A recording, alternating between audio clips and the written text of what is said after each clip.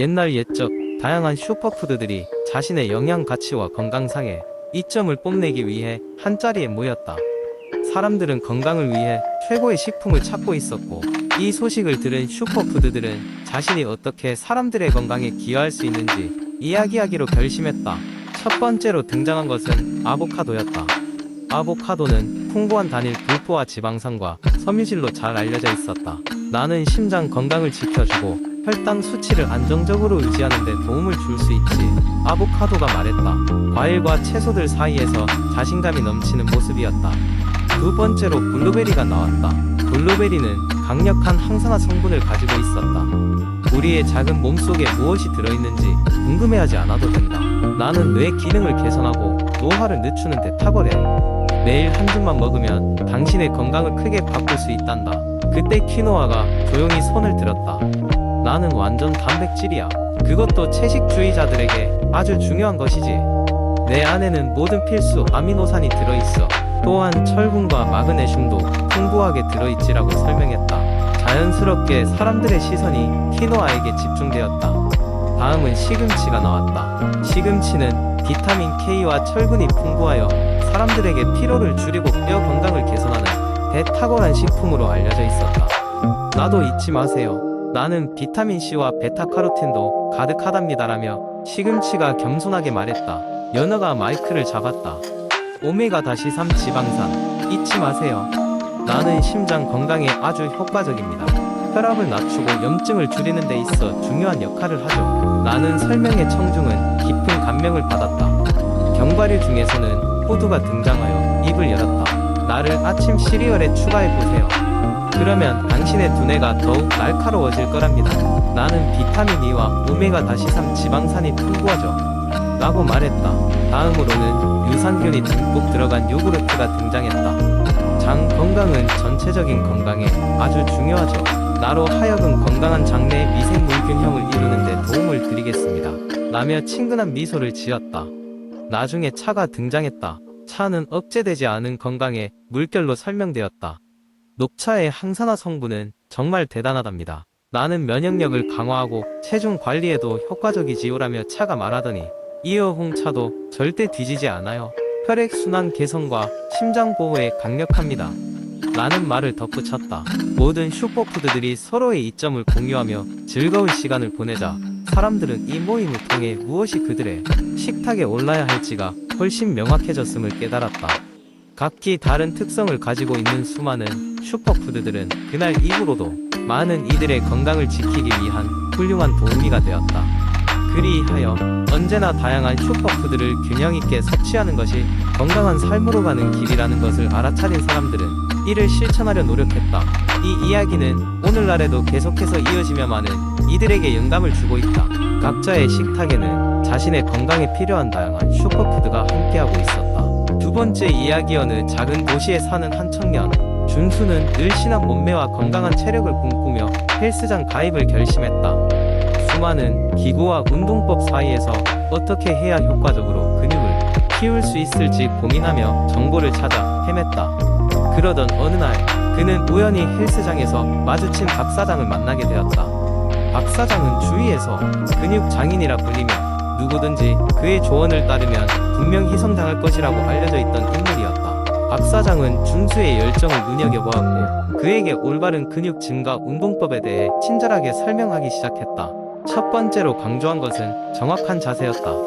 박 사장은 아무리 많은 무게를 드는 것이 중요한 게 아니라 정확한 자세를 통해 근육에 적절한 자극을 주는 것이 핵심이다 라고 말하며 각 운동마다 올바른 자세를 가르쳐 주었다. 두 번째는 적절한 루틴의 중요성이었다. 박 사장은 근육을 균형 있게 발달시키기 위해서는 상체와 하체 그리고 코어를 골고루 운동할 수 있는 체계적인 루틴이 필요하다고 강조했다. 그는 준수에게 초급자부터 고급자까지 따라할 수 있는 맞춤형 운동 루틴을 만들어 주었다. 세 번째로 박 사장이 강조한 것은 휴식의 중요성이었다. 근육은 운동 중에 자라지 않는다. 운동 후 충분한 휴식을 취할 때 자라기 시작한다며 충분한 수면과 휴식이 근육의 성장에 없어서는 안 될 요소라고 설명했다. 마지막으로 박 사장은 식단의 중요성을 언급했다. 많은 단백질이 근육 증가의 핵심이라고 하며 식단 조절을 통해 체내에서 에너지를 효율적으로 활용할 수 있도록 해야 한다고 덧붙였다. 준수는 박 사장의 조언을 충실히 따르며 꾸준히 헬스를 이어갔다. 시간이 지나자 그의 몸은 점점 변화하기 시작했고 주변 사람들로부터 건강하고 탄탄한 몸매에 대한 칭찬을 듣게 되었다.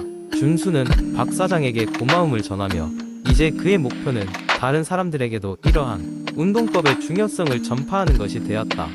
박 사장의 도움이 없었다면 혼자서는 막막했을 것이라는 생각을 하며 오늘도 그는 헬스장에서 땀 흘리며 자신감을 쌓아가고 있었다. 세 번째 이야기. 한때 도시의 소음과 바쁜 생활 속에서 두통에 벗어나지 못했던 지영이라는 인물이 있다. 지영은 매일 아침 출근길부터 시작해서 일과를 마칠 때까지 머리가 지끈거렸고 거의 매일같이 진통제에 의존하는 생활을 이어가고 있었다. 그러나 어느 날 약 없이도 두통을 완화할 수 있는 방법이 있다는 이야기를 듣고 자연요법을 시도하기로 결심했다. 그녀는 이러한 경험을 친구와 나누기 위해 긴 여행을 떠났고 이 과정을 통해 많은 것을 배울 수 있었다.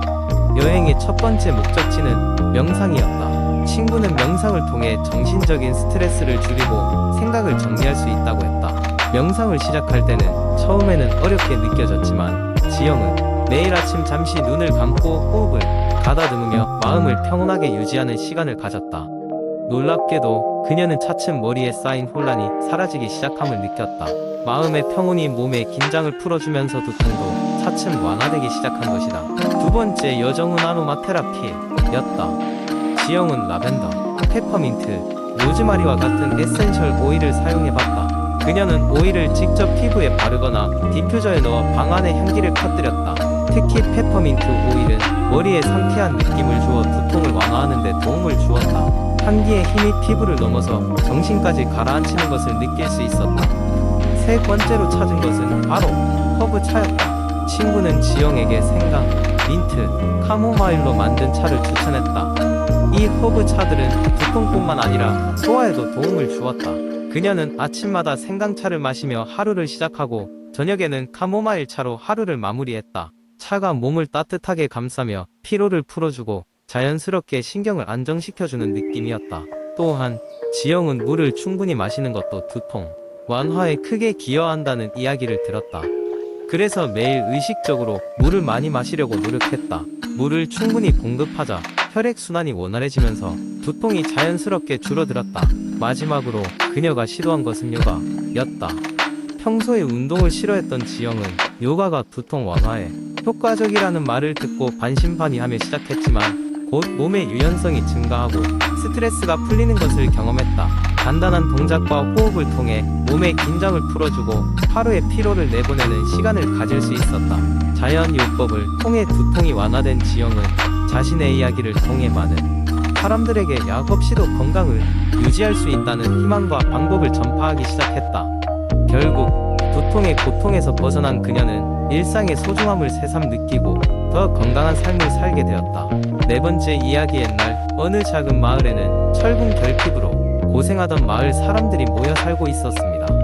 이 마을은 피해 마을이라 불릴 정도로 빈혈 환자가 많아서 주민들은 늘 피로를 호소하며 지쳐 있었습니다. 그러던 어느 날 이 마을에 무언가 변화를 가져다 줄 특별한 여행자가 찾아오게 되었으니 그의 이름은 약초학자 은철이었습니다. 은철이는 지구 곳곳을 여행하며 다양한 약초와 건강 식재료를 연구하는 사람으로 유명했습니다. 그가 이 마을에 도착했을 때 마을 사람들은 그가 특별한 방법으로 자신들의 건강을 돌봐주길 기대하게 되었습니다. 은철이는 마을 사람들과 대화를 나눈 후 빈혈 문제를 해결하기 위한 첫걸음은 철분이 풍부한 음식을 찾는 것이라고 설명했습니다. 첫 번째로 은철이가 추천한 음식은 바로 시금치였습니다. 그는 마을 사람들에게 시금치의 초록 잎사귀를 보여주며 그 안에 감춰진 강력한 철분의 힘을 설명했습니다. 시금치는 철분뿐 아니라 비타민C도 풍부하게 함유하고 있어서 체내 철분 흡수를 돕는다는 사실을 알려주었습니다.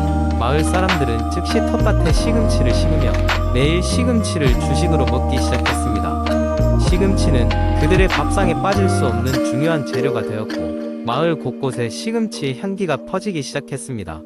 두 번째로 소개된 음식은 붉은 고기, 특히 쇠고기였습니다. 은철이는 붉은 고기가 혈액 생성에 얼마나 중요한지를 설명하면서 마을 한쪽에 작은 목장을 조성하도록 도왔습니다.